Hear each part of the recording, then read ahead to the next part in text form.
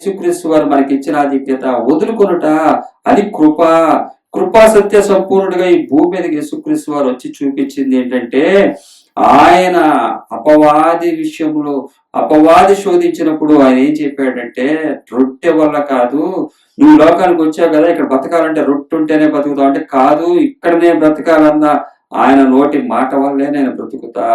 అలాగే నేను ఆ మాట బ్రతికేలకైతే చచ్చిపోవచ్చు కదా అంటే, ఆయన ఇచ్చినప్పుడే వెళ్తా గాని నువ్వు శోధించినంత మాత్రాన నేను దాన్ని ప్రాణాన్ని తీసుకోనని చెప్తాడు.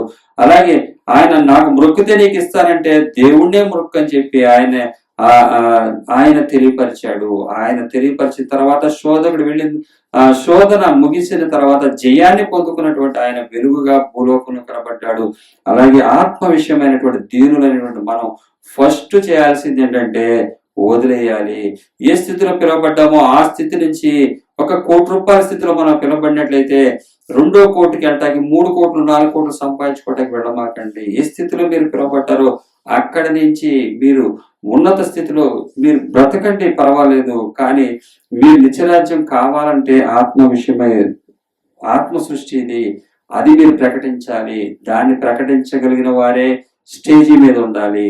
అది బలిపీఠం అంటే బలైపోతున్న దానికి సాదృశ్యము. బలిపీఠం మీద యేసుక్రీస్తు వారు ఆయన వచ్చి చూపించారు.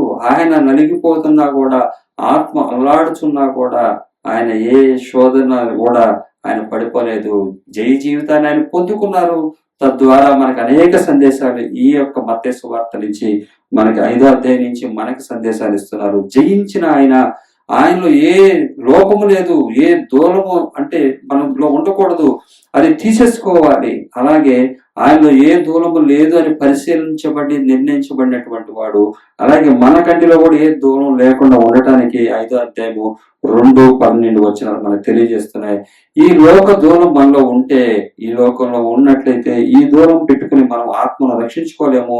ఇది క్రొత్త సృష్టి, పాతది గ్రహించెను, ఇదిగో సమస్తము క్రొత్తవాయను, క్రొత్త సృష్టి పొందుటయే.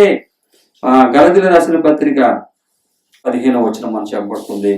క్రొత్త సృష్టి పొందటానికి మనం వచ్చి ఉన్నాము కాబట్టి క్రొత్త సృష్టి పొందుటయే. కాబట్టి క్రొత్త సృష్టిలో మనం ఉన్నాము కాబట్టి వదలటమే అది ఆయన మనకి ఇచ్చినటువంటి భాగ్యము, కృప. సంపాదించుకోవటం కాదు. కావాలంటే 1కి 10 సార్లు 4వ అధ్యాయం, 3వ అధ్యాయం, 4వ అధ్యాయం, 5వ అధ్యాయం, 6, 7 అధ్యాయాలు మత్తయి సువార్త చదివితే మనకు అర్థమవుతుంది. దేవుడు తనకి అనుగ్రహం చొప్పున ఆత్మను రక్షించుకునేది, ఆత్మ ఎలా రక్షించబడుతుంది అన్న విషయాన్ని సృష్టికర్త అయినటువంటి దేవుడు చూపించాడు. తండ్రి చూపించాడు, కుమారుడు చూపించాడు.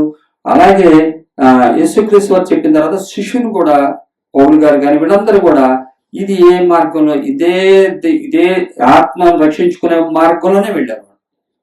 వాళ్ళందరూ కూడా ఆత్మను రక్షించుకోవటానికి వారందరూ కూడా వెళ్ళారు.